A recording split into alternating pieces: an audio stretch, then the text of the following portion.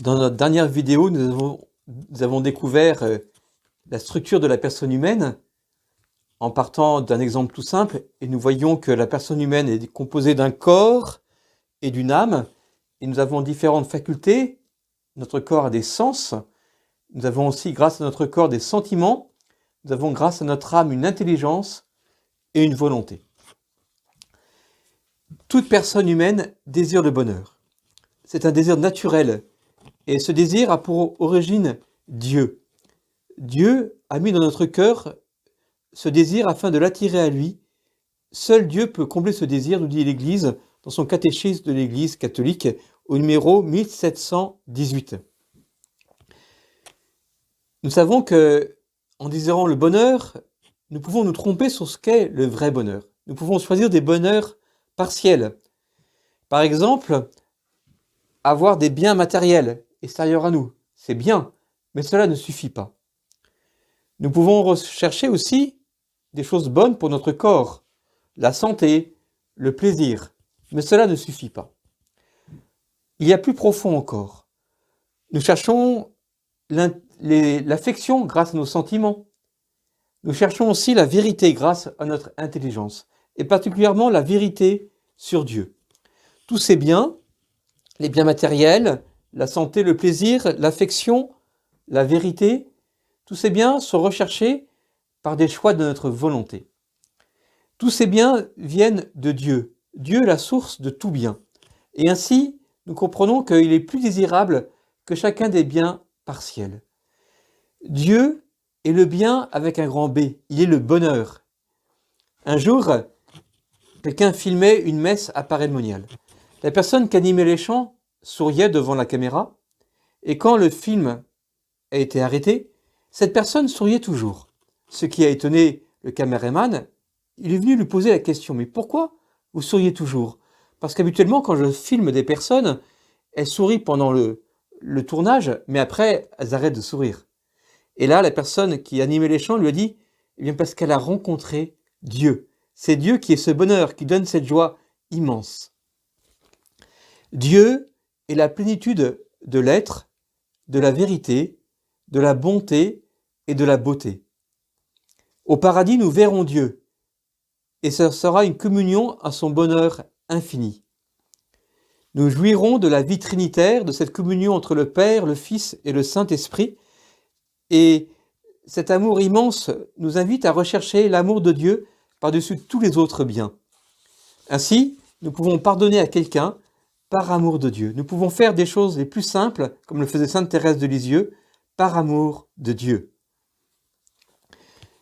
Les différents biens que nous recherchons ont une hiérarchie. Par exemple, entre avoir beaucoup de richesses et la santé, il vaut mieux être en bonne santé et riche. Il vaut mieux être pauvre et en bonne santé que d'être riche et en mauvaise santé. Par exemple, si nous sommes riches et en bonne santé, mais si nous n'avons pas d'affection, eh bien nous serons tristes, car il vaut mieux avoir de l'affection que d'être en bonne santé et d'être riche.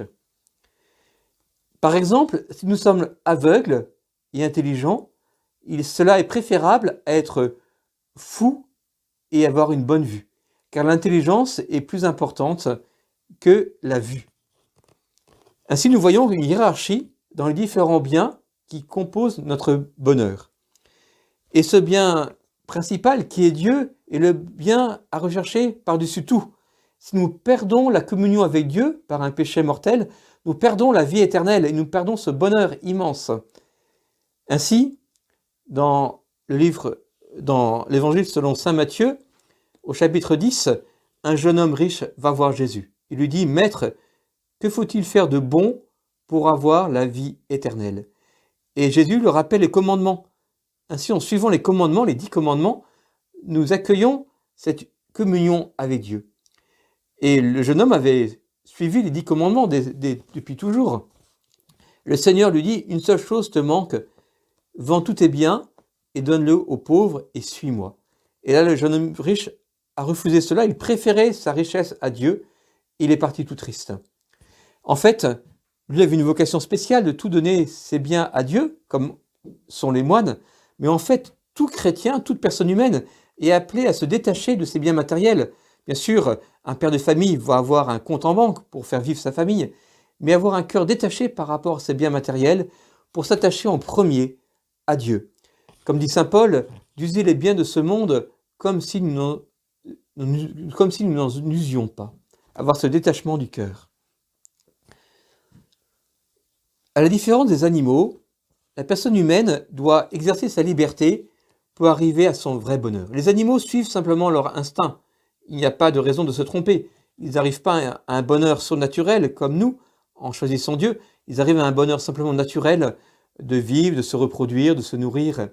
De ce que nous, les personnes humaines, par notre liberté, nous sommes appelés à poser des choix qui nous conduisent vers notre bonheur surnaturel qui est le paradis. Ainsi, c'est une grande dignité qui nous est donnée. Voici ce que dit l'Église dans son catéchisme. Par sa raison, l'homme connaît la voie de Dieu qui le presse à accomplir le bien et à éviter le mal. Chacun est tenu de suivre cette loi qui résonne dans la conscience et qui s'accomplit dans l'amour de Dieu et du prochain. Cet exercice de la vie morale atteste la dignité de la personne. Je vais aborder maintenant l'histoire de la morale, et particulièrement avec ce fil conducteur du lien entre la morale et le bonheur. Actuellement, il y a une crise de ce qu'est la morale, de comprendre la morale dans toute sa vérité, et un rejet assez important dans notre société de la morale. Alors je voudrais d'abord le faire à travers l'histoire de l'Ancien Testament, puis du Nouveau Testament. Ensuite, nous verrons l'histoire de la théologie morale. À l'origine, l'homme et la femme sont créés dans un état de justice originelle.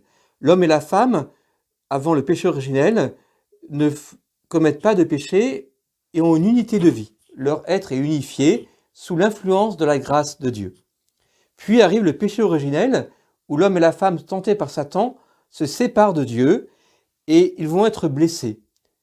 Et cette blessure entraîne que l'homme et la femme sont devenus attirés par le mal et sujets à l'erreur.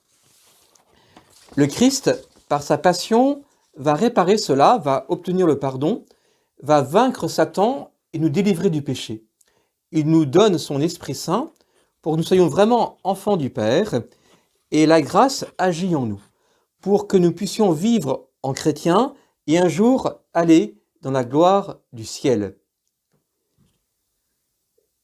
Ce bonheur recherché par toute personne humaine trouve sa réponse, comme je le disais dans la première partie, dans la recherche de Dieu, dans la communion avec Dieu et dans la vie éternelle avec lui. Jusqu'à environ le XIIIe siècle, tous les théologiens catholiques partent de la compréhension de la vraie nature de Dieu. Dieu est bon, il est sage, il est tout-puissant. Ces attributs de Dieu, la bonté, la sagesse et la toute-puissance, sont infinis et en fait, elles ne font qu'un en Dieu. Ainsi, la morale est comprise comme la recherche du bonheur, la loi morale qui vient de Dieu est pour notre bien. Dieu étant bon, étant sage, quand il nous invite à vivre les 10 commandements, c'est pour notre bien, notre bonheur. Ainsi, si je ne mens pas, c'est parce que c'est pour mon bonheur. Même si parfois la vérité entraîne une difficulté immédiate pour moi, eh bien, garder la vérité, être dans la vérité, est pour mon bonheur profond et à long terme. Au XIIIe siècle, au XIVe siècle, je ne me rappelle plus du siècle, mais c'est XIIIe ou XIVe, peu importe, un certain Guillaume d'Occam va donner une mauvaise influence dans la compréhension de ce qu'est la morale. Pour Guillaume d'Occam, Dieu est d'abord tout-puissant avant d'être bon et sage. Il est dans un courant qu'on appelle le nominalisme, où la logique prévaut sur la réalité. Ainsi, il va considérer que Dieu étant tout-puissant avant d'être bon et sage, sa loi morale est arbitraire. C'est-à-dire que, un peu comme on est appelé à conduire soit à droite, soit à gauche selon le pays, le tout c'est de bien être d'accord sur conduire à droite ou à gauche, sinon ça va être des catastrophes, eh bien Dieu va dire tuer un innocent est bien, mais il aurait pu dire le contraire, puisqu'il est tout-puissant. Par exemple, dans cette vision morale de Guillaume d'Occam, Dieu aurait pu dire que mentir est bien, parce qu'il est tout-puissant avant d'être bon. Donc il déforme l'image de Dieu, il détache la toute-puissance de sa bonté et de sa sagesse, et ça va changer la vision de la morale. La morale devient arbitraire.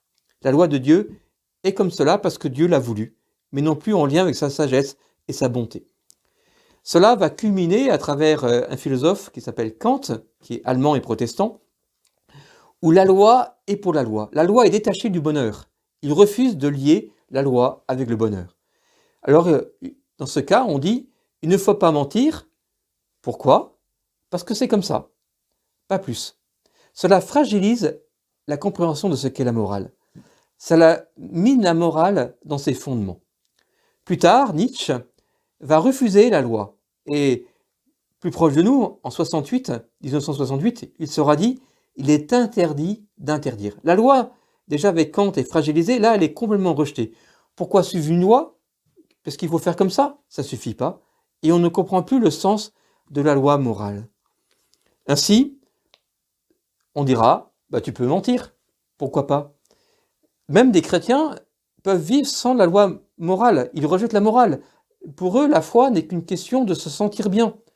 C'est une sensation superficielle, mais qui ne correspond pas au véritable bonheur de la personne. Alors, nous avons eu la grâce d'avoir eu Saint Jean-Paul II comme pape, et il a écrit, lui qui était moraliste, une encyclique extrêmement importante, qui s'appelle La splendeur de la vérité, Veritatis Splendor. Dans cette encyclique, il remet la loi morale qui vient de Dieu dans toute son ampleur et dans sa finalité. La loi morale est faite pour le bonheur. Sa première partie de cette encyclique va être un commentaire de la rencontre de Jésus avec le jeune homme riche. Le jeune homme riche pose la question à Jésus, « Maître, que dois-je faire de bon pour avoir la vie éternelle ?» La question du jeune homme riche, c'est le bon, la bonté, la vie éternelle. Que dois-je faire, c'est la vie morale, de bon pour avoir la vie éternelle, pour avoir ce bonheur éternel? Et Jésus lui rappelle les 10 commandements. Et nous voyons que la morale catholique est l'accueil de la volonté de Dieu qui est tout-puissant, qui est aussi bon et sage, et la loi morale chrétienne est pour le bonheur de l'homme parce que Dieu est bon. Et c'est vraiment très important. La morale est liée au bonheur. Et c'est ça qui permet de sortir de la crise de la compréhension de ce qu'est la morale. Bien que la Vierge Marie nous aide à vivre en chrétien chaque jour. Amen. Alors je voudrais, pour conclure cette conclusion, vous montrer les 2 livres qui nous permettent de mieux comprendre cette histoire de la vie morale de Pinkers, qui est un dominicain. Tout d'abord, les sources de la morale chrétienne, un gros livre, hein, mais nous avons le résumé dans ce petit livre du même auteur, La morale catholique, donc de Pinkers. Donc tous les 2 aux éditions du Cerf sont 2 livres vraiment instructifs pour comprendre la morale chrétienne.